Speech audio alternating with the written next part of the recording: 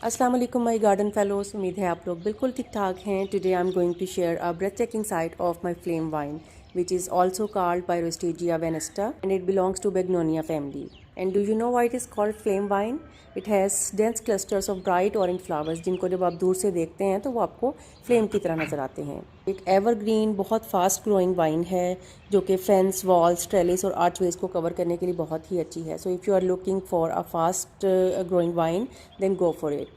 During summer it has only foliage of green color, and then in autumn it drops off its most of the leaves, और winter के end पर जो है इस पर flowering start होती है and continues till start of spring, and during that period it needs to get some fertiliser for good growth. आप इसको ज़मीन में और पॉट में दोनों जगहों पर लगा सकते हैं, लेकिन ज़मीन में ये बहुत ज़्यादा अच्छे तरीके से स्प्रेड होती है। पॉट में बहुत बड़े साइज़ का पॉट लें, लेकिन उसमें फिर भी जो है वो उतनी तेज़ी के साथ ग्रो नहीं होती है। लेकिन अगर आपके पास ऑप्शन नहीं है तो you can grow it in a large size pot, और इसको फुल सनी लोकेशन में ग्रो कीजिए ताकि जब इसका फ्लावरिंग का पीरियड हो तो उस पर बहुत अच्छे जो है वो बहुत सारे फ्लावर्स आए। जब इस पर फ्लावरिंग जो है वो ख़त्म हो जाती है then we need to prune it so that इसकी जो डेड वुड है वो ख़त्म हो जाए, उसको हम रिमूव कर दें और नेक्स्ट ईयर जो है वो हम बहुत सारे जो फ्लावर्स हैं उसे ले सकें।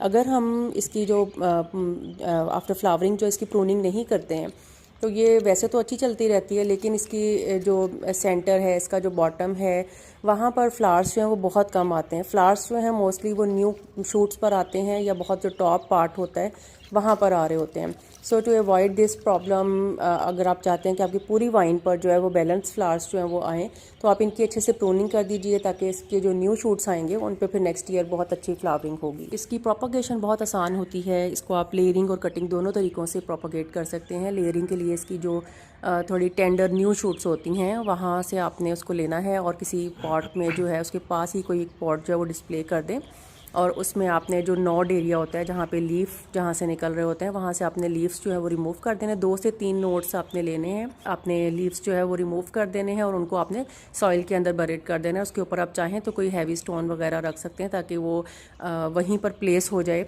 और फिर आफ्टर सम टाइम जो है वो उससे जब उसकी रूट्स निकल आएंगी तो फिर हम उसको कट करके उसको सेपरेट प्लांट जो है वो बना लेंगे।